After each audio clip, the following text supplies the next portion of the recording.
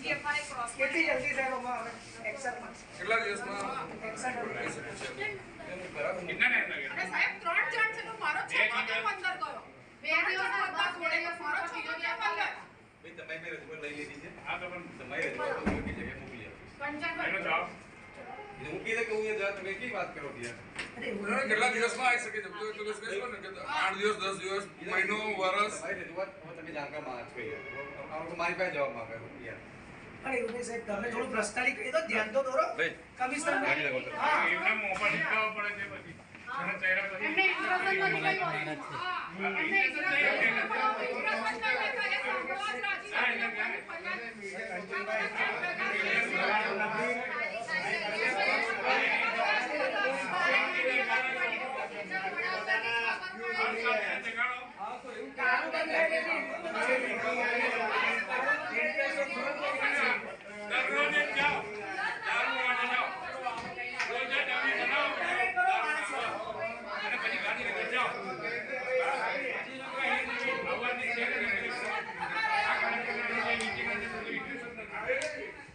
ગુજરાત પત્રકાર સંગઠન તરફથી આજે જે આવેદન આપ્યું છે અમે ગુજરાતની ભીમ આર્મી અમારા પ્રદેશ પ્રમુખ કમલેશભાઈ ધવલ ગાંધીનગર તેમજ તમામ જિલ્લાના અધ્યક્ષો તેમજ તમામ કાર્યકર્તાઓ તેમજ તમામ સમાજના સામાજિક જે કહેવાય કે આગેવાનો તમામ પત્રકારોને સાથે લઈને મોટી જનમેદનીમાં સોમવારે અમે આવેદનપત્ર આપવા ગાંધીનગર જવાના છે।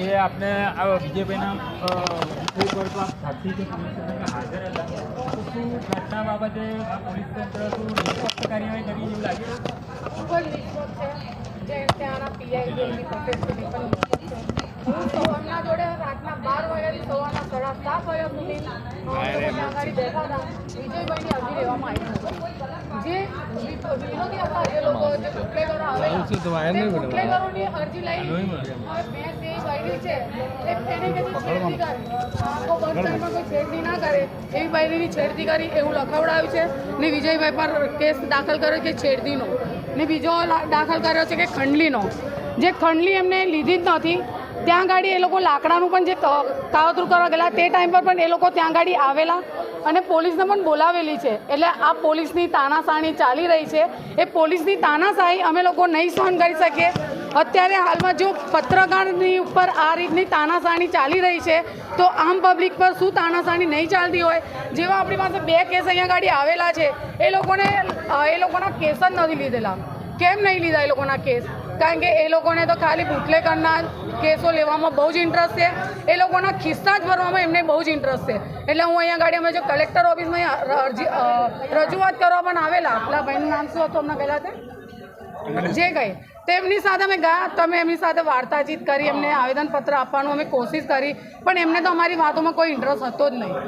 આ અધિકારીઓ અહીંયા ગાડી ઉપલા અધિકારીઓ અહીંના જો આ રીતનું વર્તન કરશે તો પબ્લિકનું નહીં સામે કોઈ માણસનું નહીં સામે અમારું નહીં સાંભળતા તો લોકોનું પણ નથી સાંભળતા। એટલે કોઈ બી વહીવટીદાર હોય કે કોઈ બી કર્મચારી હોય સરકારી હોય અથવા પોલીસ કર્મચારી હોય એ લોકોને ખાલી ફક્ત ને ફક્ત એમના ખિસ્સા જ ભરવા છે। હું તો એ કહેવા માગું છું। સમાચાર લેવા માટે જતા જ હોય છે બરાબર તો આટીઘાટીનો કંઈ મામલો લાગે છે કે અદાવત રાખીને પોલીસ આ પત્રકારો પર ખોટી ફરિયાદો દાખલ કરીને એમને જેલના સરિયા ગણાવે છે। પોલીસનું કામ એવું છે કે ભાઈ મને શાંતિથી એસી ખુરશીમાં બેસવા દે, મારી ઇન્કમ બહુ મોટી છે, મારી ઇન્કમને છંછેડીશ નહીં અને તું જે સત્ય ઉજાગર કરવા આવ્યો છે એ હું સાંભળવાનું નથી। કારણ કે અમે ગાંધીજીના પેલા 3 બંદર જેવા બની ગયા છે। અત્યારે જે ભારત દેશમાં તમે જુઓ કે સંવિધાન કાયદા જેવું કંઈ રહ્યું જ નથી। પહેલાં પોલીસ આવતી હતી ને કોઈના ફળિયામાં કોઈની સોસાયટીમાં તો લોકો એકવાર વિચારતા હતા કે પોલીસ આવી એવો એક પોતાની અંદર એક ડર હતો। અત્યારે તો નાનામાં નાનો માણસ હાથ મૂકે છે મારો સંબંધી છે જવા દો ને આપણે જોઈએ જ છે બધા। અને આપણે અરે કપૂરે પોલીસ સ્ટેશનમાં વિજય એક બાજુ પાસામાં જાય છે ગાડી ઊભેલી છે અને ત્યાં 2 દારૂડિયા એક બુટલેગર હતો અને એક બીજો બોડી બિલ્ડર બેને લાવે છે એકને નીચે બેસાડે છે।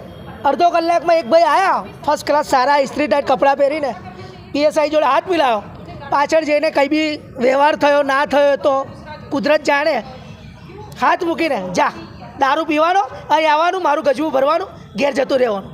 આ પોલીસ, આવી પોલીસ, આ કાયદો. ગુજરાતની પોલીસ, ખાસ કરીને એમાં વડોદરા શહેર સંસ્કારીની પોલીસને અહીંથી કહીએ છીએ કે અમારા જે આવેદન અહીં આપેલા છે ને અમારા જે છોકરાઓ પર તમે જે કર્યું છે અને આગળ જે તમારો મનસૂબો છે, કંઈ પણ ખોટું થયું તો ગાંધીનગરના દરવાજાની બહાર ધરના આંદોલન કરીશું, ભૂખ હડતાલ કરીશું. તમારામાં જે કંઈક ખોટું કરવાની જે ત્રેવડ છે એને અમે ખુલ્લી કરીશું. એટલે વિચાર કરજો. આ પત્રકારો છે એમની અંદર કલમમાં આજે એટલી તાકાત છે કારણ કે તમે જે કરી રહ્યા છો એ આખું ગુજરાત તમને જોઈ રહ્યું છે. આમ તમે મોટી મોટી વાતો કરો છો અને આમ તમે કાયદો વ્યવસ્થા આવે ત્યારે ચૂપ થઈ જાઓ છો. કેમ ભાઈ, કેમ ચૂપ થઈ જાઓ છો? એટલે આ નીતિ અમે નહીં ચલાવી લઈએ. આવતા સોમવારે આજથી અમે એલાન કરીએ છીએ ગાંધીનગર ગુજરાતના પોલીસ વડા ડાયરેક્ટર ઓફ જનરલ એમને જઈને રજૂઆત કરીશું, ગૃહમંત્રી સંઘવીને રજૂઆત કરીશું કે વડોદરાની પોલીસ દ્વારા આવી રીતે ખોટી ફરિયાદો કરીને નિર્દોષ લોકોને ફસાવવામાં આવી રહ્યા છે. એક આખરી સવાલ કે જ્યારે પણ આવેદનપત્રની રજૂઆત સોશિયલ મીડિયામાંથી અગાઉથી કરવામાં આવે છે તો કલેક્ટર શ્રી અહીંયાથી આપે જ ને. એનું કારણ છે ભાઈ, જો સુજલામ સુફલામ યોજનામાં આજે તમે જાઓ કરોડો રૂપિયાનો ભ્રષ્ટાચાર છે. જેમ પોલીસ કમિશનર પ્રેસ કોન્ફરન્સ કરે એટલે અમુક પત્રકારો આવે ને તો પોલીસને ગમે ને કામ કે ઉડતો સવાલ પૂછી લેતો. तानाशाही नहीं चलेगी, नहीं चलेगी। अरे पुलिस तेरी तानाशाही नहीं चलेगी, नहीं चलेगी। अरे पुलिस तेरी तानाशाही नहीं चलेगी, नहीं चलेगी। अरे पुलिस तेरी जिंदाबाद। पत्रकार एकता जिंदाबाद। पत्रकार पर अत्याचार बंद करो, बंद करो। पत्रकार पर अत्याचार बंद करो, बंद करो। खोटी फरियादों बंद करो, बंद करो। खोटी फरियादों बंद करो, बंद करो। पत्रकार पर अत्याचार बंद करो, बंद करो। पत्रकार पर अत्याचार बंद करो, बंद करो। पत्रकार एकता जिंदाबाद।